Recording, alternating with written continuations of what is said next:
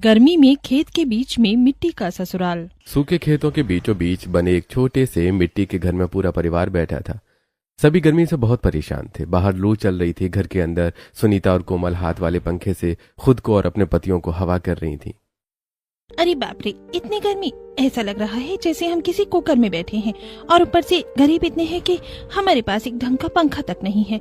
अगर आधा घंटा और यहाँ ऐसे ही बैठे रहे ना कोमल, तो कसम से हम दोनों उबले हुए आलू की तरह हो जाएंगे।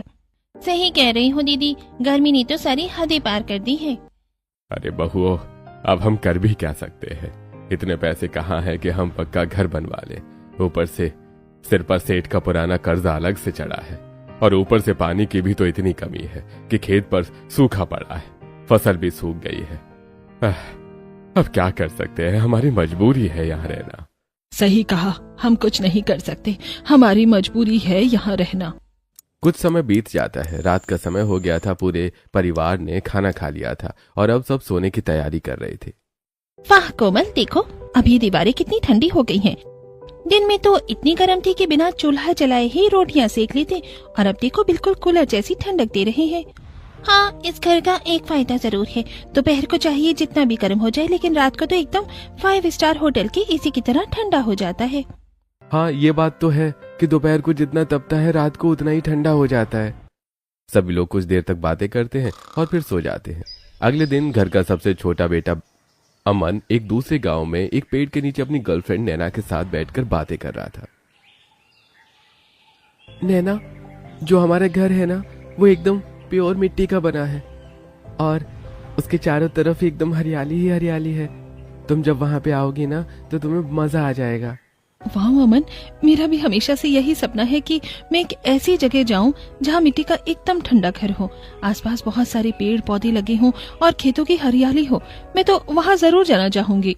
तो ठीक है, फिर हम शादी कर ही लेते हैं। वैसे भी हमें साथ में बहुत टाइम भी हो गया है। हाँ, अब टाइम आ गया है कि हम लोग शादी कर ले। तुम अपने माता पिता से बात करो और मैं भी अपने माता पिता से बात करती हूँ। हाँ ठीक है, मैं आज ही घर जाकर बात करूंगा। रात का समय हो जाता है। पूरा परिवार एक साथ जमीन पर बैठकर खाना खा रहा था।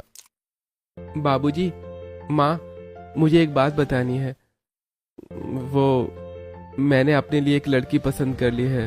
वो एक अच्छे गांव से है, मतलब उनके गांव में लाइट, पक्की सड़क वगैरह सब कुछ है। और वो लड़की ना पढ़ी लिखी है और बहुत अच्छे परिवार से है। अरे वाह, ये तो बहुत खुशी की बात है। बेटा, शादी तो करनी ही है।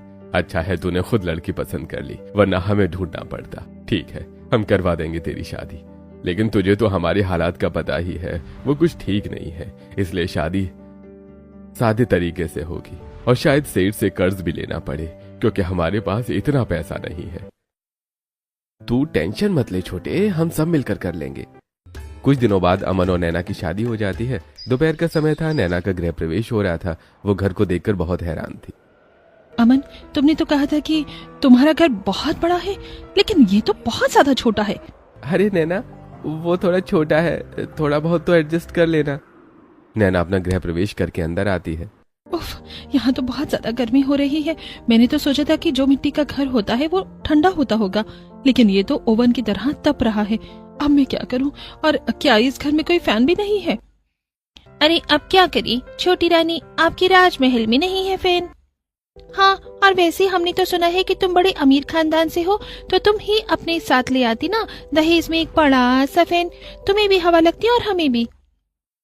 हे भगवान, मैंने तो जो सोचा था यहाँ तो वैसा कुछ है ही नहीं। खेत भी एकदम सूखा हुआ है और घर भी ऐसा है कि बस मैंने तो जो भी सपने सजाए थे अपनी शादी के, वो सब बेकार हो गए। मेरी तो लाइफ ही खराब हो गई। कुछ समय बीत जाता है। रात का समय हो गया था। पूरा परिवार खाना खाकर सो चुका था। नैना भी सो रही थी, लेकिन उसे बहुत ठंडक महसूस हो रही थी, इसलिए वो उठ जाती है। अमन उठो ना। क्या हुआ नैना? रात के 2 बज रहे हैं। अरे सो जाओ, हम कल बात करेंगे। अमन, क्या इस घर में कोई सीक्रेट एसी वगैरह लगा हुआ है क्या तुम लोगों ने कुछ ऐसा किया है? दिन में तो ये कमरा तंदूर की तरह भयंकर गर्म हो रहा था और अब ये बर्फ की तरह इतना ठंडा क्यों हो गया?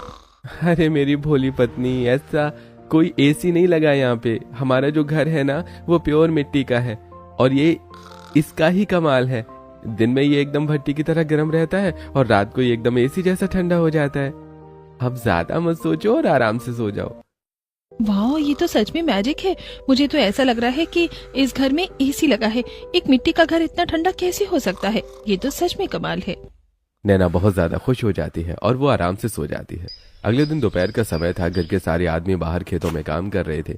मिट्टी का घर फिर से ओवन की तरह तप रहा था। सभी औरतें, कौशल्या देवी, सुनीता, कोमल और नैना जमीन पर बैठी थी और हाथ वाले पंखे से सभी अपनी अपनी हवा कर रही थी। अरे बाप रे, यहाँ तो बहुत ज्यादा ही गर्मी हो रही है। रात को तो ये घर एकदम कश्मीर बना हुआ था और अब फिर से रेगिस्तान बन गया। क्या करे यार, कुछ तो करना पड़ेगा। अरे छोटी, ऐसा करते हैं ना कि अभी जाकर घर की छत पर 2-4 बाल्टी पानी डाल देते हैं, फिर तो घर एकदम से ठंडा हो जाएगा। दीदी, अगर हम छत पर पानी डालेंगे ना तो घर की जो मिट्टी है वो पूरी गल जाएगी, छत हमारे ऊपर गिर पड़ेगी और हम सब इसके अंदर ही दबकर सैंडविच बन जाएंगे। अरे तो फिर अब क्या करें? इस भयंकर गर्मी का कुछ न कुछ तो करना ही पड़ेगा, वरना हम सब तो बीमार पड़ जाएंगे। ऐसा लग रहा है जैसे किसी ने जलते चूल्हे के पास बैठा दिया हो। कुछ और समय बीत जाता है। घर के सभी आदमी खेत से काम खत्म करके घर लौटते हैं। सभी बहुत थक गए थे, इसलिए सभी आराम करने के लिए लेट गए थे, लेकिन किसी को भी नींद नहीं आ रही थी। अरे यार, सोचा था कि थक गए हैं, घर जाकर थोड़ा आराम कर लेंगे, लेकिन आराम तो हो ही नहीं रहा है। इस गर्मी में नींद ही नहीं आ रही है। सही कह रहे हो भैया, थोड़ा बहुत आराम करने आते हैं दोपहर को, क्योंकि खेत में काम करके बहुत ज्यादा थक जाते हैं, लेकिन इतनी गर्मी हो रही है कि क्या ही बताएं, शरीर जल रहा है। दीदी, एक बात बताओ, क्या आप लोगों के साथ हर साल गर्मियों में यही सब होता है? हाँ नैना, हर साल का यही रोना है। वो तो जैसे तैसे हम सब बर्दाश्त करके दिन निकाल देते हैं। अब क्या कर सकते हैं, बाबूजी के पास इतने पैसे थोड़े ही हैं कि वो हमारे लिए पक्का घर बनवा दे। अगर हम पक्का घर नहीं बनवा सकते तो इसका ही कुछ परमानेंट जुगाड़ करते हैं, ताकि जो हमारा ये मिट्टी का घर है वो दोपहर को तपे नहीं। जेठानी जी, आप शाम को काम करने के लिए तैयार रहना। मैंने एक बहुत धांसू जुगाड़ सोचा है। हम वो जुगाड़ करते हैं, फिर देखते हैं ये घर कल तपता है या नहीं। वैसे मुझे पूरा यकीन है कि मेरा वो जुगाड़ जरूर काम करेगा। कुछ समय बीत जाता है और शाम हो जाती है। नैना गांव की एक दुकान से एक बहुत बड़ी सी पॉलिथीन लेकर आती है। चलो दीदी, हम इस पॉलिथीन को घर के ऊपर बिछा देते हैं और फिर हम इसके ऊपर ना जो खेतों की सूखी घास है उसको डाल देंगे और रस्सियों से बांध देंगे। फिर मिट्टी को डायरेक्ट धूप नहीं लगेगी और जो मिट्टी है ना वो ज्यादा गर्म नहीं होगी। वाह भाभी, आपने जो जुगाड़ सोची है वो तो बहुत ही बढ़िया है। अगर मिट्टी को धूप नहीं लगेगी तो मिट्टी गर्म ही नहीं होगी, फिर दोपहर को हमारा घर तपेगा भी नहीं। अरे वाह, आइडिया तो मेरी छोटी बहू का एकदम बढ़िया है। बस ये काम कर जाए भगवान। नैना, सुनीता, कोमल और नंद, नेहा मिलकर वो बड़ी सी पॉलिथीन घर के ऊपर बिछाती हैं और उसके ऊपर बहुत सारी सूखी घास डालकर उसे रस्सियों से अच्छे से बांध देती हैं। लो, काम खत्म। अब देखते हैं कि कल ये काम करता है या नहीं। अगले दिन दोपहर का समय था। पूरा परिवार घर के अंदर बैठा हुआ था। सभी बहुत खुश थे क्योंकि आज घर ज्यादा तप नहीं रहा था। वाह भाई वाह, छोटी ने तो बहुत अच्छा दिमाग लगाया और घर एकदम ठंडा कर दिया। सच में घर अब थोड़ा ठंडा हो गया है। ये जुगाड़ तो बहुत अच्छा निकाला। अरे नहीं नहीं, खुश मत हो बहुओं, ये जुगाड़ बेकार नहीं है और ये काम भी कर रही है। लेकिन ये हमारे घर के लिए बहुत खतरनाक है। क्यों बाबूजी, ये खतरनाक क्यों है? अरे बहू, अगर कहीं से आग का एक तिनका या चिंगारी भी उड़ के उस छत पर आ गिरी ना तो सूखी घास में तुरंत आग लग जाएगी और हम सब लोग अंदर ही जिंदा जल जाएंगे। धूप भी तो देख रहे हो कितनी भयंकर हो रही है। मैंने सुना है कि इस तेज धूप ने कई लोगों के खेत जला दिए जिनमें लोगों की फसलें खड़ी थी। अरे ये तो घास है, हाल ही आग पकड़ लेगी और अगर हम घर के अंदर हुए तो हम भी मारे जाएंगे, इसलिए ये जुगाड़ खतरनाक है। बाबूजी एकदम सही कह रहे हैं, ये रिस्क बहुत बड़ा है। ओह शिट, ये बात तो मैंने सोचा ही नहीं था कि ऐसा भी हो सकता है। इस जुगाड़ में सच में बहुत ज्यादा खतरा है, लेकिन कोई बात नहीं, मैं कल कुछ और सेफ जुगाड़ लगाती हूँ। अगले दिन नैना ने कल वाले जुगाड़ में थोड़ा दिमाग लगाया है और वो बाल्टी से हल्का हल्का पानी लेकर पन्नी के ऊपर रखी सूखी घास पर छिड़कने लगी। फिर वो गांव की दुकान से लाए हुए कुछ पुराने बोरे गीले करके उसे घास के ऊपर डाल देती है। लो, हो गया काम। अब ना आग लगने का डर है और ना ही घर की मिट्टी गलने का। अब कोई टेंशन नहीं है क्योंकि पन्नी की वजह से पानी मिट्टी को टच ही नहीं करेगा और अब दोपहर को घर एकदम फ्रिज बन जाएगा। अरे वाह छोटी, ये जुगाड़ तो सच में एकदम फर्स्ट क्लास है। आज तो आग लगने का खतरा भी नहीं है और दोपहर को घर बहुत ज्यादा ठंडा हो गया है, बिल्कुल बर्फ हो जाएगा। तूने तो कमाल ही कर दिया सच में। दोपहर के वक्त जब माधव, किशन और अमन खेत में काम करके लौटते हैं तो घर के अंदर जाकर उन्हें ठंडक महसूस होती है और वो बहुत खुश हो जाते हैं। अरे वाह, आज तो सच में मजा आ गया। बाहर इतनी कड़कड़ाती धूप है और अंदर एकदम शिमला वाली फीलिंग आ रही है।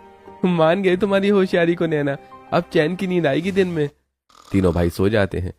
कुछ समय बीत जाता है। तेज लू और भयंकर धूप की वजह से बोरों और घास का सारा पानी बहुत जल्दी सूख जाता है और घर के अंदर फिर से गर्मी होने लगती है। लगता है पानी सूख गया है। अगर पानी डाल दूंगी तो घर फिर से ठंडा हो जाएगा। नैना जल्दी से एक बाल्टी लेकर बाहर आती है और उन बोरों पर पानी डालने लगती है। अरे ओ छोटी बहू, क्या कर रही है तू ये? माँ जी, वो बोरे सूख गए थे ना, तो बस थोड़ा पानी डाल रही हूँ। तूने जो ये जुगाड़ किया था वो तो ठीक है, लेकिन अगर तू ऐसे ही बार बार पानी डालेगी तो घर का सारा पानी खत्म हो जाएगा। और वैसे भी गांव में पानी की कितनी किल्लत है, पता है ना तुझे? हमें खेतों के लिए भी पानी चाहिए होता है। ये सूरज देवता देख रही है ना आसमान, 1 घंटे में तेरा डाला हुआ पूरा पानी सुखा देते हैं। दिन में कितनी बार पानी डालेगी तू? बंद करिए पानी की बर्बादी, ये जुगाड़ काम नहीं करेगा। माँ जी सही कह रही हैं, बहुत तेज धूप हो रही है। मैंने तो ये सोचा ही नहीं था। पानी तो धूप में सूख जाता है। अब मैं क्या करूँ? कोई परमानेंट सॉल्यूशन नहीं है। हम कुछ भी कर ले, दोपहर को ये मिट्टी का घर तो तपेगा ही तपेगा। पानी हम डाल नहीं सकते, घास हम रख नहीं सकते। अब एक ही रास्ता बचा है। नैना जल्दी से घर के अंदर जाती है जहाँ सभी घर वाले बैठे हुए थे। बाबूजी, माँ जी, देखिए हम कितना भी जुगाड़ कर ले, ये मिट्टी का घर दोपहर में तपेगा ही। इसलिए इस रोज रोज की टेंशन का सबसे अच्छा तरीका यही है कि हम अपना पक्का घर बनवा लेते हैं, ईंट और सीमेंट वाला। अरे तो पक्का घर क्या बातों से बन जाएगा? घर बनाने के लिए पैसों की जरूरत होती है नैना जी, जो कि हमारे पास बिल्कुल नहीं है। दीदी, बात सिर्फ गर्मी की नहीं है। 1 महीने बाद बारिश का मौसम आने वाला है और मैंने न्यूज में सुना है कि इस बार बहुत ज्यादा बारिश और बाढ़ आने की संभावना है। हमारे पास वाली नदी भी बारिश के कारण जल्दी भर जाती है। अगर बाढ़ आ गई तो ये मिट्टी का घर पानी में ढह जाएगा। और वैसे भी हम कब तक ऐसे ही झोपड़ी में रहेंगे? गांव के लोग भी हमारा मजाक उड़ाते हैं, इसलिए हमें कुछ भी करके अपना पक्का घर बनवाना ही पड़ेगा। अरे तेरी बात एकदम सही है बहू, पर हम क्या करें? कैसे बनवाएं पक्का घर? हमारे पास अभी एक फूटी कौड़ी नहीं है, फसल अच्छी नहीं हुई है, इसलिए पैसे भी नहीं है हमारे पास। अब क्या करें हम? बाबूजी, अगर हमारे पास अभी पैसे नहीं है तो आप लोग किसी से थोड़ा कर्जा ले लीजिए। हम पूरा महल नहीं बनाएंगे, बस शुरुआत में 1-2 पक्के कमरे ही बनवा लेते हैं। बाकी घर बाद में बनवा लेंगे जब पैसे आएंगे। बात तो सही कह रही हो बहू, जान है तो जहान है, अब कर भी क्या सकते हैं। माधव, तू किशन और अमन को लेकर जा। हमने जिनसे पहले कर्ज लिया था ना, सेठ रतन लाल, उनके पास जा और शायद वो हमारी कुछ मदद कर दे। कुछ समय बीत जाता है और शाम का समय हो जाता है। माधव, किशन और अमन सेठ रतन लाल के पास पहुंचते हैं। सेठ जी, राम राम। वो हमें ना अपना पक्का घर बनवाना है। शुरुआत में बस हम 1-2 ही कमरा बनवा रहे हैं, तो हमें थोड़े पैसे चाहिए थे, आप उधार दे देते तो। क्या ऐसे दूं? अरे शर्म है क्या तुम लोगों को, या शर्म भी बेच खाई तुम लोगों ने? अभी तक तुमने बाबूजी के जमाने का पहले का कर्ज तो दिया नहीं है और अभी नया कर्ज मांगने आ गए हैं छाती चौड़ी करके। सेठ जी, बारिश आने वाली है, मिट्टी का घर गिर जाएगा, हम पर अपनी कृपा कीजिए सेठ जी, थोड़े पैसे दे दीजिए। अरे तो गिरेगा तो तुम लोग ही ठहरे भिखारी गरीब लोग, और गरीब ना हमेशा मिट्टी के घर में ही रहते हैं, तो तुम लोग उसी से सड़ो, वही तुम्हारा असली महल है। ईंट सीमेंट के सपने मत देखो। और वैसे भी मुझे तो ऐसा लगता है कि तुम्हारे खेत में फसल तो होती नहीं है, तो शायद तुम लोग रोटी की जगह मिट्टी ही खाते होगे। क्यों, मैं सही कह रहा हूं ना? निकलो यहां से, एक फूटी कौली नहीं मिलेगी। सेठ रतन लाल किशन, माधव और अमन को वहां से भगा देता है। तीनों दुखी होकर घर वापस लौट आते हैं। बाबूजी, उस सेठ ने हमें पैसे तो दिए नहीं, ऊपर से सबके सामने हमें भिखारी बोलकर हमारी बेइज्जती कर दी। बस यही हमारी औकात रह गई है अब। इस दुनिया का एक कड़वा सच है कि हमेशा गरीबों को ही अत्याचार सहना पड़ता है, उसकी ही बेइज्जती होती है हर जगह। आप लोग निराश मत होइए। उस सेठ के ताने सुनने से अच्छा है कि हम बैंक से लोन लेते हैं ना, ये सबसे सही तरीका है। हम बैंक से होम लोन लेंगे और उस सेठ के मुकाबले ब्याज भी बहुत कम लगेगा और हम ज्यादा पैसे भी ले पाएंगे। हमारा घर भी अच्छा बन जाएगा। हाँ बाबूजी, नैना सही कह रही है, बैंक का काम एकदम पक्का और अच्छा होता है। अगले दिन सुबह का समय था। नैना, सुनीता, कोमल और नेहा सभी साथ पास वाली बैंक में लोन लेने जाती हैं। देखिए मैडम, लोन तो आपको मिल जाएगा, लेकिन बैंक का एक नियम है, आपको ना अपनी जमीन या खेत के कागज या गारंटी के तौर पर जमा करने होंगे। मतलब एक तरफ से आपको जमीन हमारे पास गिरवी रखनी होगी, अगर आप टाइम पर किस्तें भर देंगे तो कागज वापस मिल जाएंगे, वरना बैंक जमीन जब्त कर लेगी। जमीन गिरवी की बात सुनते ही सुनीता और कोमल के चेहरे उतर जाते हैं। नहीं नहीं नैना, हम ऐसा बिल्कुल नहीं कर सकते। पागल हो गई है क्या? हम अपनी जमीन को गिरवी नहीं रख सकते। हाँ, अगर फसल खराब हो गई और हम कभी कोई किश्त नहीं भर पाए तो हमारा वो खेत है वो भी हमारे हाथों से चला जाएगा। फिर हम क्या खाएंगे, कहाँ रहेंगे? हम सड़क पर आ जाएंगे, हम कुछ नहीं कर पाएंगे फिर। और वैसे भी अगर अम्मा जी को गलती से भी पता चला कि हमने बाबूजी की पुश्तैनी जमीन बैंक वालों के पास गिरवी रखी है तो वो हमें कच्चा चबा जाएंगे। ये ससुर जी की पुश्तैनी जमीन है, हम ये पाप तो बिल्कुल नहीं कर सकते। हाँ दीदी, आप लोग सही बोल रही हैं। घर बचाने के चक्कर में हम खेत दांव पर नहीं लगा सकते। ये रिस्क बहुत बड़ा है और हम ये रिस्क नहीं ले सकते। ये बोलकर नैना, सुनीता, कोमल और नेहा वहां से चली जाती हैं। चारों अपने घर पहुंच जाती हैं। दोपहर का समय था, सभी लोग घर में बैठे थे और बहुत ज्यादा परेशान थे और गर्मी भी बहुत हो रही थी। तभी वहां नैना की कुछ सहेलियां आती हैं। उफ यार नैना, तो यहाँ रहती है? सीरियसली यार, यहाँ तो कोई कैब वाला भी आने को तैयार नहीं था और वापस जाने के लिए भी पता नहीं कोई कैब ऑनलाइन बुक होगी या नहीं। हम तो बीच रास्ते में ही उबल गए यार। यार नैना, घर के अंदर कितनी गर्मी हो रही है, ऐसा लग रहा है कि किसी ने हीटर चालू कर दिया हो। प्लीज यार जल्दी से फैन ऑन कर दे, नहीं तो इस गर्मी में चक्कर खाकर यहीं पर गिर जाऊंगी। सॉरी यार, वो घर में फैन वगैरह नहीं है। What, no fan? यार तो कुछ ठंडा दे दे प्लीज, कोई आइसक्रीम या कोल्ड ड्रिंक वगैरह, कुछ तो ठंडा पिला दे यार, वरना मैं यहीं बेहोश हो जाऊंगी। नैना जल्दी से मिट्टी के मटके से 2 गिलास ठंडा पानी लाकर उन्हें देती है। फिलहाल तो यही है यार, मटके का ठंडा पानी, तुम लोग पी लो, अच्छा लगेगा। अरे यार मिट्टी का पानी छोड़, कोई बात नहीं, हम ही अपने फोन से कुछ ऑनलाइन ऑर्डर कर देते हैं। दीदी, फोन पर ऑर्डर कर देते हैं मतलब? इसका क्या मतलब है? फोन से पानी कैसे आएगा? अरे नेहा, शहर में आजकल सब लोग ना ऐप से ऑनलाइन सामान ही मंगा लेते हैं। सब कुछ घर पे ही आ जाता है, वो भी सिर्फ 10 मिनट में। कोई भी ग्रोसरी हो, आइसक्रीम हो या फ्रेश जूस वगैरह, सब कुछ ऑनलाइन घर बैठे बैठे आ जाता है। यार नैना, बुरा मत मानना पर तेरा ये घर तो सच में बहुत बेकार है यार। और कितनी आग बरस रही है यहाँ, तो यहाँ पर कैसे रहती होगी? हमसे तो 1 मिनट यहाँ पर रुका ही नहीं जा रहा। वही तो पहले जिस गांव में रहती थी वो गांव तो फिर भी अच्छा था और वहाँ पे तेरा घर भी पक्का था, लेकिन यहाँ तो सब कुछ एकदम आउटडेटेड और बेकार है यार। हर जगह के अपने फायदे होते हैं तान्या। हाँ, वो फायदे तो हमें तेरे पसीने से साफ दिख रहे हैं। चल यार तान्या, यहाँ से निकलते हैं, वरना हमारा भी मेकअप पिघल कर इस मिट्टी में मिल जाएगा। बाय नैना, फिर अगर कभी मिलेंगे तो यहाँ पे नहीं आएंगे। रिया और तान्या वहां से चली जाती हैं। नैना बाहर खड़े होकर उन्हें जाते हुए देख रही थी और कुछ सोच रही थी। कुछ समय बीत जाता है, शाम हो गई थी। नैना अभी भी घर से बाहर खड़ी थी और कुछ सोच रही थी। ऑनलाइन सब कुछ 10 मिनट में आ जाता है। तान्या सही कह रही थी, हमारा गांव शहर के एकदम पास ही तो है। अगर शहर के लोग 10 मिनट में जूस और आइसक्रीम मंगा सकते हैं तो हम उन्हें दे क्यों नहीं सकते? हाँ, मिल गया मुझे रास्ता अपना पक्का घर बनवाने का। अगर अब सब लोग मेहनत करेंगे तो कुछ ही दिनों में हमारा पक्का घर तैयार हो जाएगा। अगले दिन सुबह का समय था। नैना सभी को गर्मा गर्म चाय दे रही थी। सभी एक साथ बैठकर चाय पी रहे थे और बातें कर रहे थे। बाबूजी, माँ जी, हमें अपना पक्का घर बनवाना है ना। हमारे पास ज्यादा पैसे नहीं हैं और बैंक से भी कोई रास्ता नहीं निकला, तो पहले हम एक अच्छा बिजनेस स्टार्ट करते हैं। जब पैसे आ जाएंगे तो हम अपना घर बनवा लेंगे और हमारी हालत भी सुधर जाएगी। अरे बहू, ये कैसी बातें कर रही हो तुम? हम ठहरे माटी से जुड़े सीधे साधे किसान, हम क्या बिजनेस करेंगे? हमें तो इन सब चीजों की कुछ समझ ही नहीं है, हम लोग ये नहीं कर पाएंगे। हाँ नैना, बिजनेस करने के लिए लाखों रुपए चाहिए।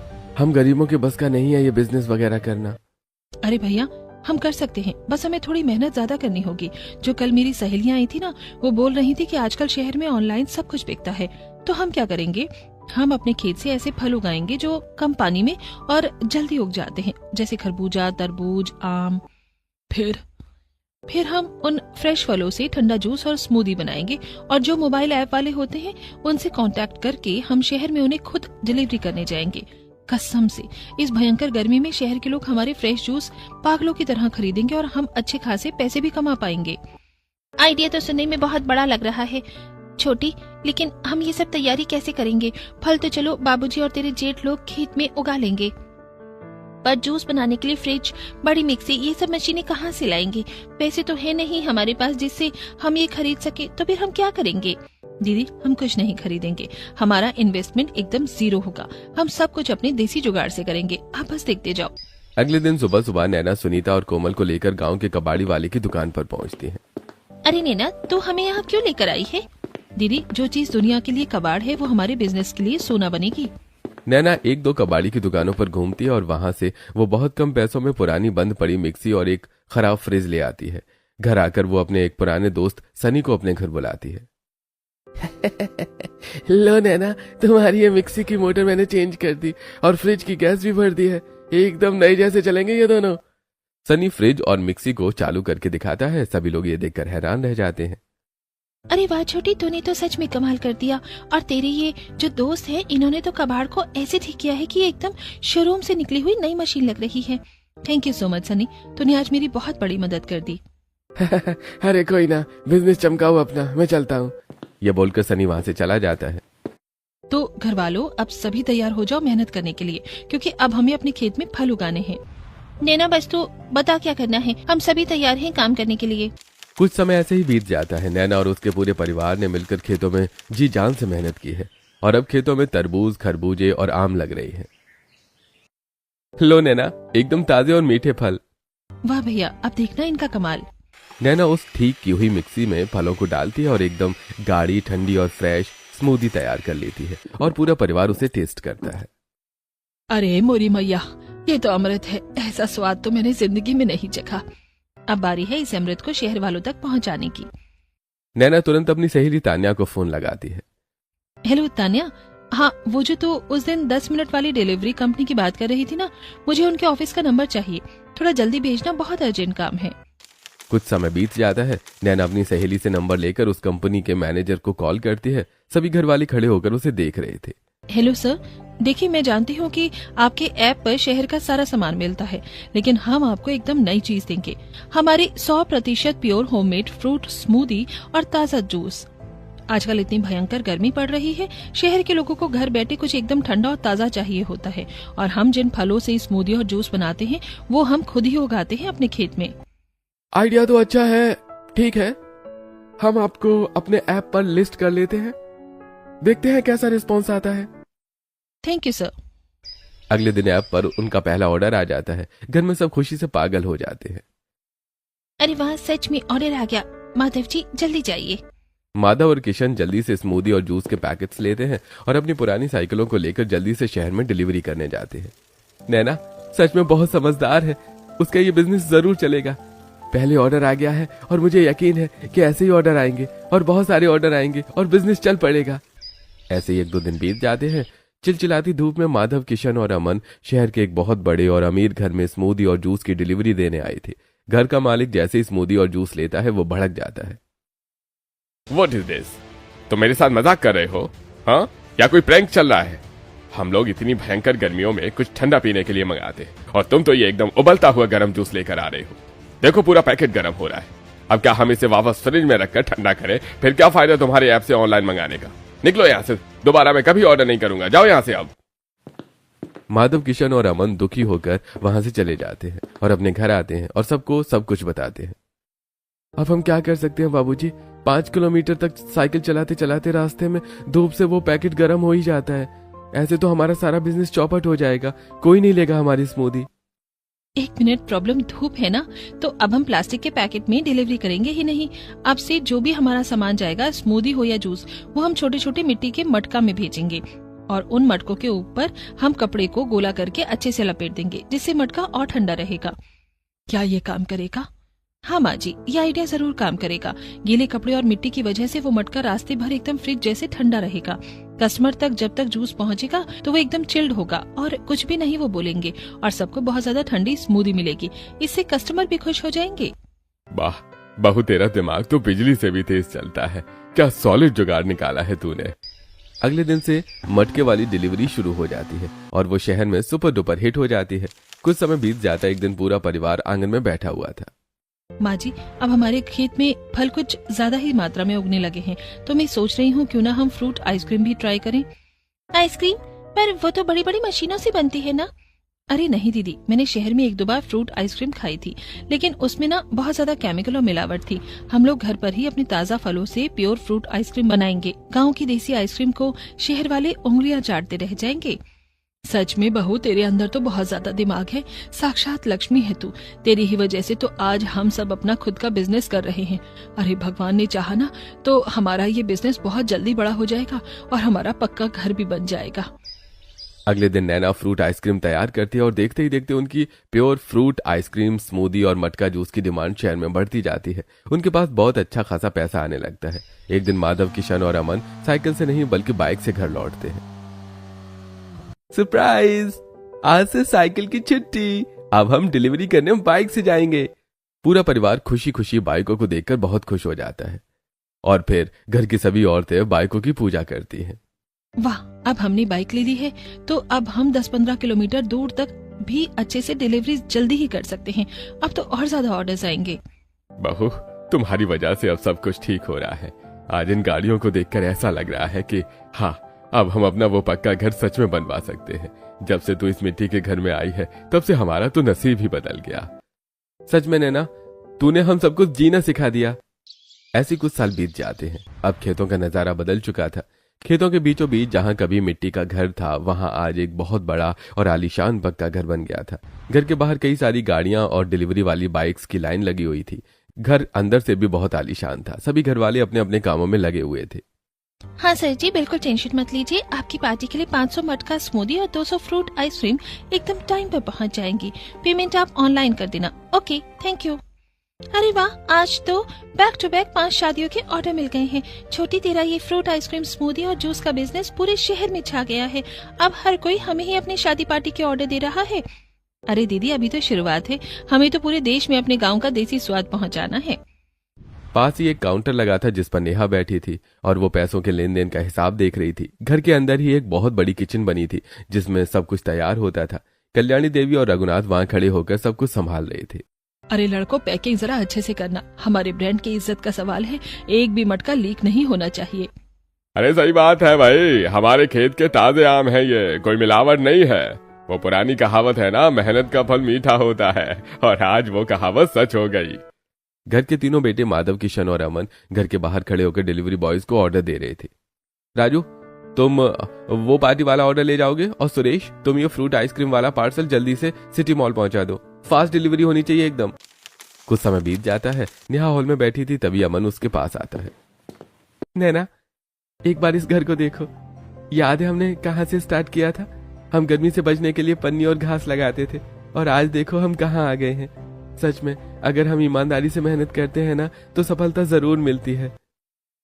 हाँ अमन, मुझे सब याद है। हमने पक्के घर का सपना देखा था और सोचा था कि बस किसी तरह 2 कमरे तैयार हो जाएं। लेकिन आज तो हमारे घर में इतने कमरे हैं कि गिनती ही नहीं है। और ये पूरी लग्जरी लाइफ बस मेरी स्मार्ट वाइफ की वजह से हुई है। अरे मिस्टर इमोशनल, ये सिर्फ मेरे अकेले की मेहनत नहीं है। आप सबने दिन रात मेहनत की है, ये उसका ही नतीजा है। ये किसी एक की मेहनत नहीं है, ये हमारा फैमिली वर्क है। अच्छा नैना, मैं चलता हूँ, मुझे एक जरूरी काम खत्म करके आना है।